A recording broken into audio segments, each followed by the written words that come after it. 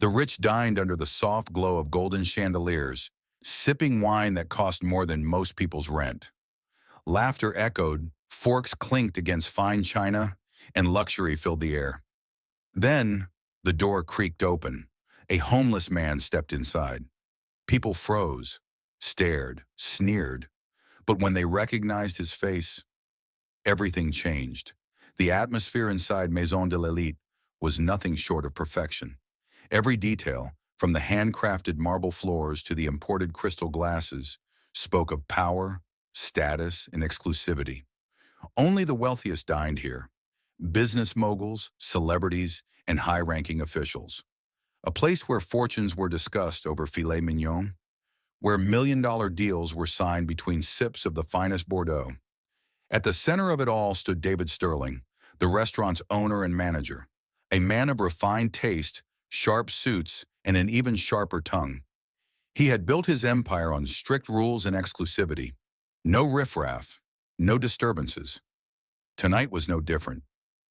Wealthy guests chatted, laughed, and enjoyed their carefully plated meals, unaware that the night was about to take an unforgettable turn. Then, the door opened. It was slow, almost hesitant, as if the person behind it knew they didn't belong. Heads turned, eyebrows lifted, forks paused midair. A man stepped inside. His clothes were tattered and stained, his unshaven face weathered and tired. A torn backpack hung off his shoulder, his boots caked with dirt from the streets. Gas rippled across the restaurant. David's eyes narrowed. A homeless man? In here? The tension in the room shifted instantly. A woman clutched her diamond-studded purse tighter. A businessman wrinkled his nose, shaking his head. A waiter hesitated, unsure if he should approach. David clenched his jaw, his mind already made up. This was unacceptable. His polished shoes tapped against the marble floor as he stormed forward. "Sir," he said sharply, his voice loud enough for everyone to hear. The homeless man looked up. David sneered. "You need to leave, now." But the man didn't move. He simply stood there staring at the restaurant as if he knew it well. A moment of unspoken tension passed. Then, someone gasped. A waiter, an older man in his 60s, suddenly stiffened. His face went pale, his hands trembling as he clutched a tray. His lips parted, a single whisper escaping. "No, it cannot be." Other diners turned their heads, their expressions shifting from disgust to shock. The whisper spread like wildfire. And then it happened. Someone recognized him. David's breath hitched. His heartbeat slowed. Because in that moment, he realized, this wasn't just a homeless man.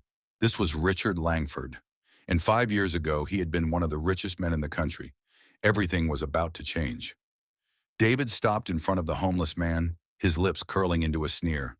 The restaurant, normally filled with soft classical music and whispered conversations, was now dead silent. Eyes darted across tables, subtle but filled with judgment. Some guests lowered their drinks, their grip tightening around crystal glasses. Others leaned in, murmuring in hushed, mocking tones. David exhaled sharply, his polished shoes tapping against the marble floor as he folded his arms. "Sir," he said, his voice cold, clipped, and loud enough for everyone to hear. The homeless man didn't react. David's nostrils flared.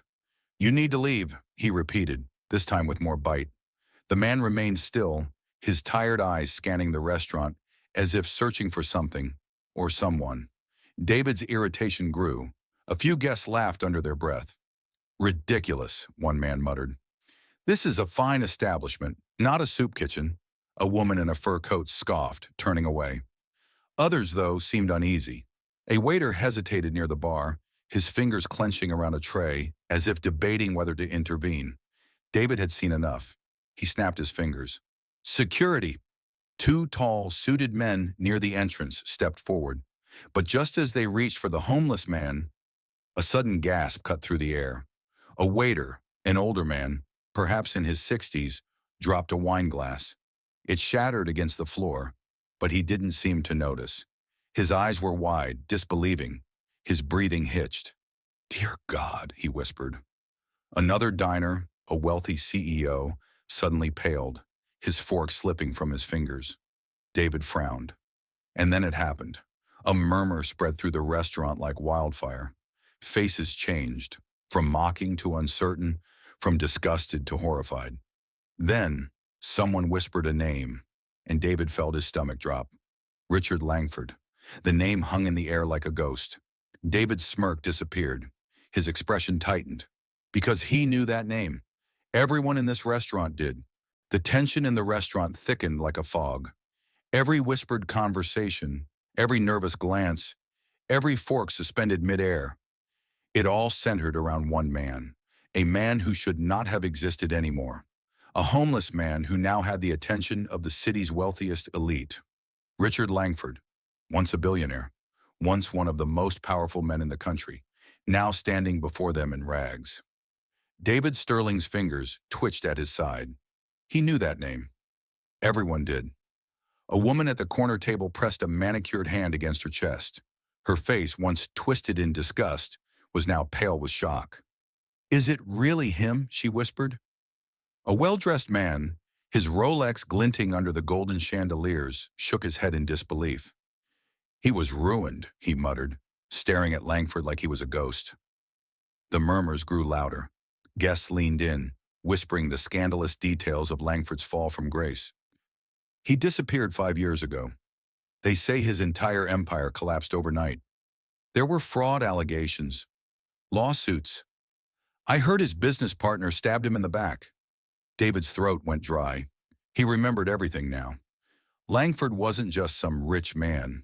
He had been a king, and this very restaurant had once belonged to his world. David had served him personally, had catered to his exclusive events, had watched him command a room with effortless power, and now that same man stood before him, dressed in filth, unwanted and unrecognizable. For the first time that night, David hesitated. His instincts told him to throw the man out. But if this really was Richard Langford, if he made the wrong move, it could be the biggest mistake of his career. He could already see the headlines. Respected businessman humiliates former billionaire in high-end restaurant. Social media would eat him alive. His reputation would be in ruins. And yet, he couldn't just let a filthy, homeless man stand in his establishment. It was bad for business. He needed proof. A man sitting near the bar, a smug businessman in a tailored navy suit, scoffed. "If it's really him," he said, swirling his wine glass lazily, "let him prove it." The tension sharpened.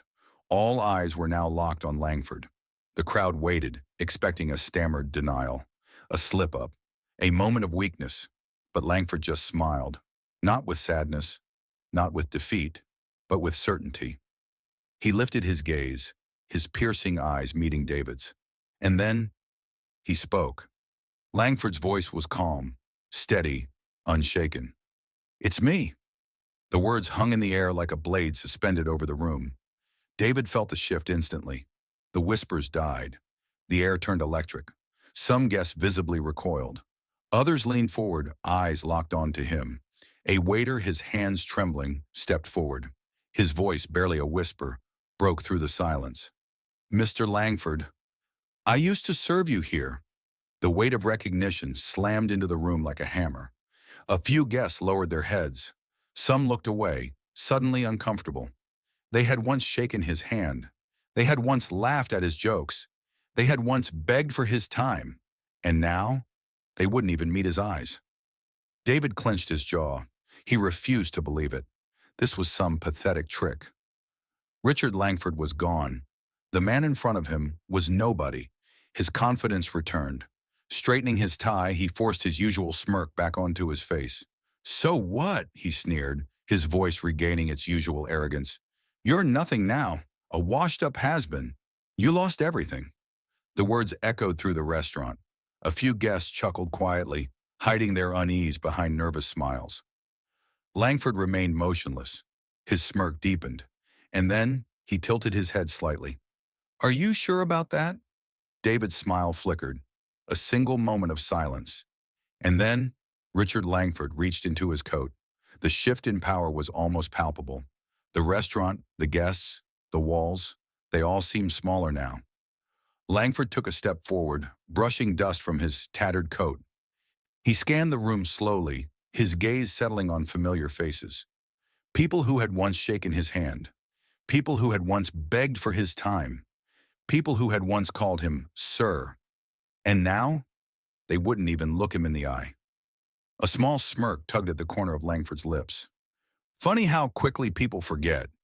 David stiffened. He wasn't going to let this man control the room. Straightening his tie, he forced his usual smug expression back onto his face. "So what?" David sneered, his voice laced with arrogance. "You're nothing now, a washed-up has-been. You lost everything."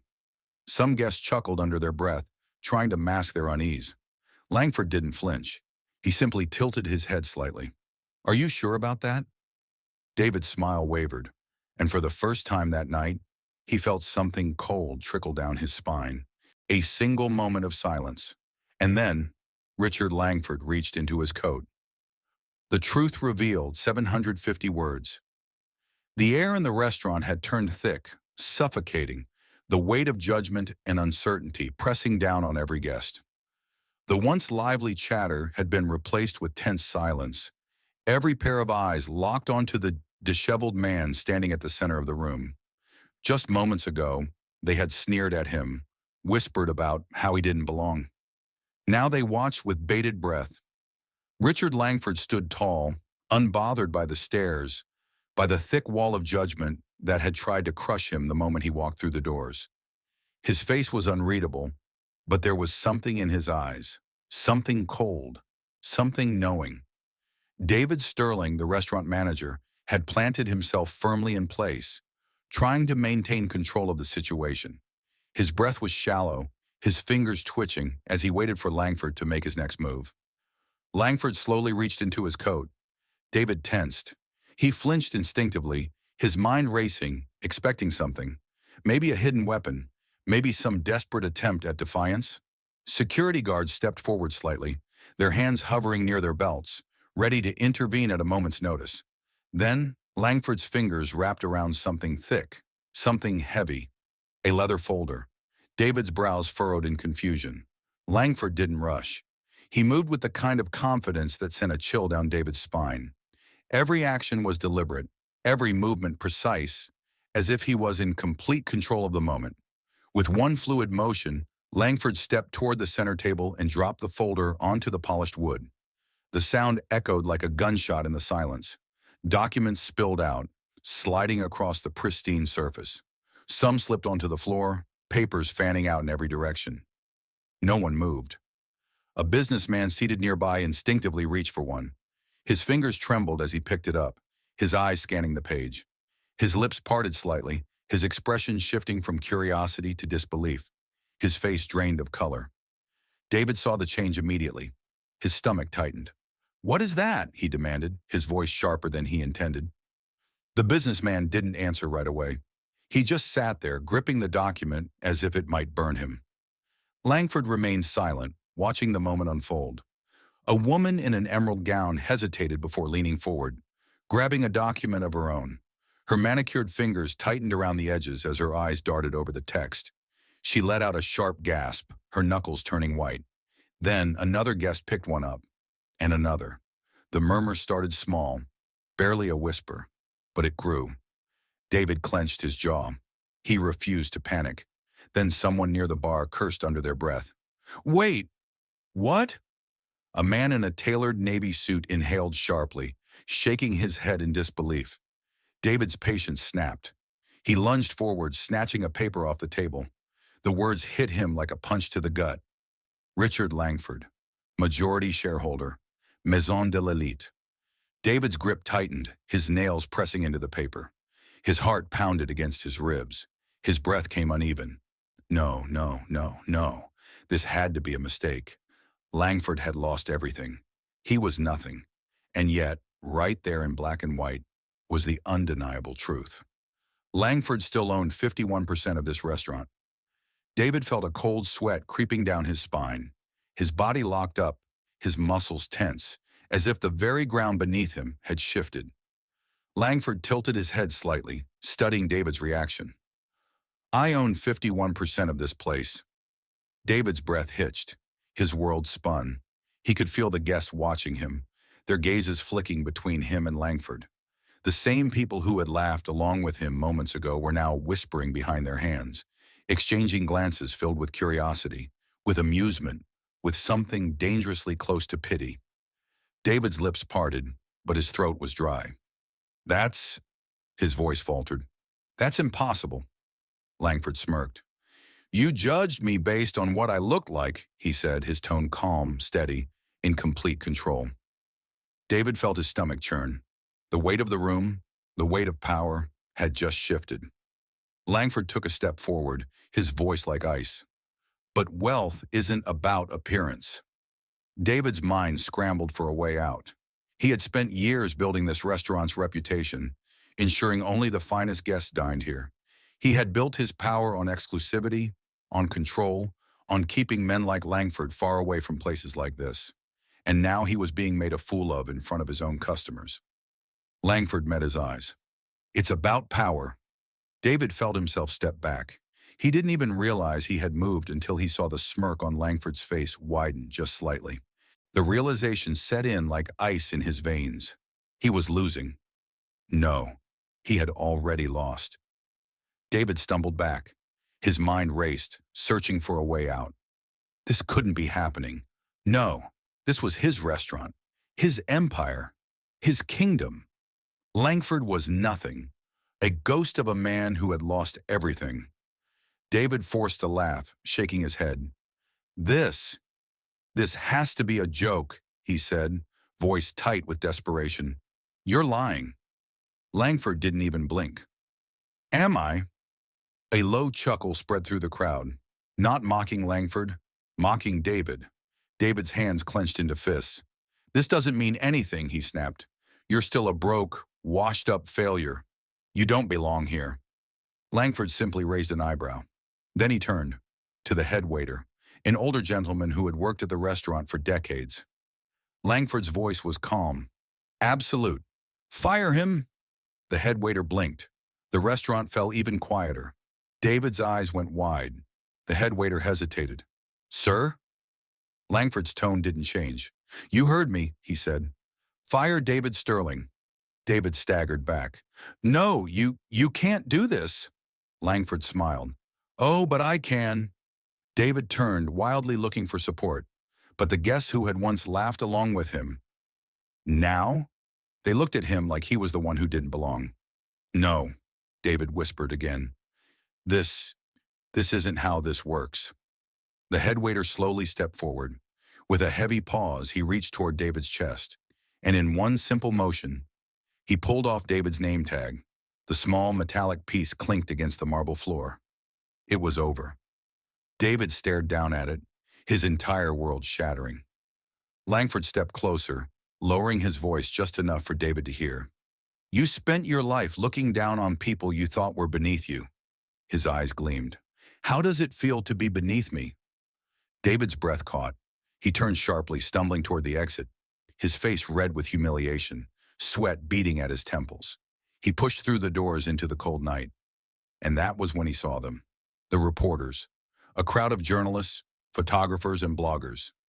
Camera flashes exploded in his face. The questions came rapid fire. David, is it true you were just fired from your own restaurant? How does it feel to be humiliated by Richard Langford? Will you issue an apology? David's entire body went stiff. He turned away, covering his face, trying to push through the crowd. But it was too late. The world had already seen his downfall. And inside the restaurant? Langford sat down. He picked up a menu. A waiter nervously approached. Sir, what would you like to order? Langford glanced up. And then, for the first time that night, he truly smiled. The tension in the room had shifted. Where there was once mockery and arrogance, now there was unease and guilt. Richard Langford sat at a table, his posture relaxed, unrushed. For years, this place had been off limits to people like him. Not because he couldn't afford it, but because he no longer looked the part.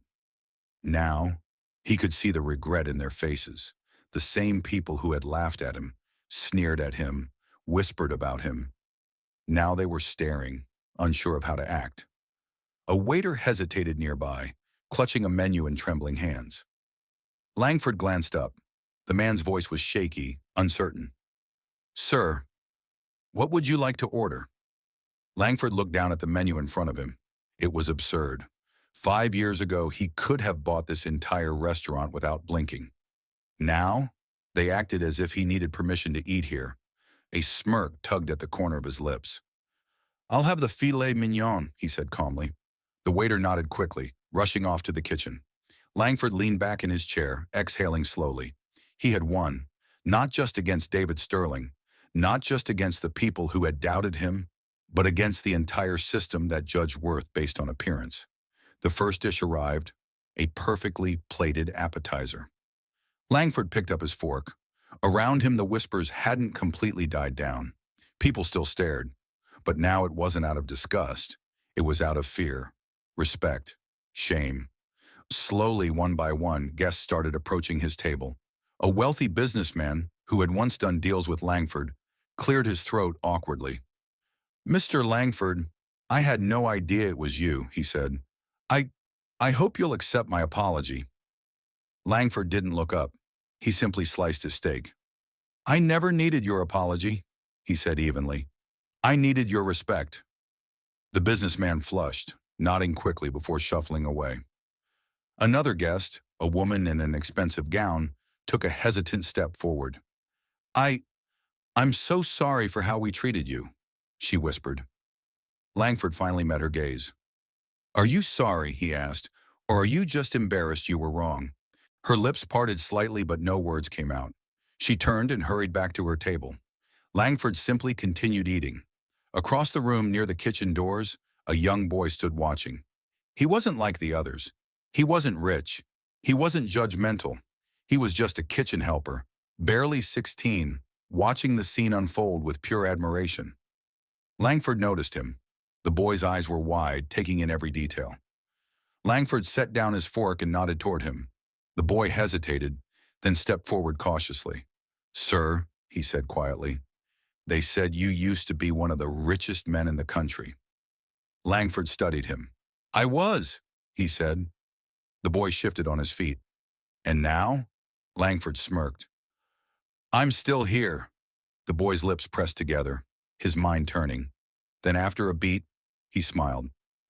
No one can keep you down forever, Langford said. The boy nodded, hope lighting up his eyes. For the first time that night, Langford felt at peace. Because this moment wasn't just about him. It was about proving something bigger. That no matter how far you fall, you can always rise again. By the next morning, the world knew what had happened. The events inside Maison de Lily had spread like wildfire.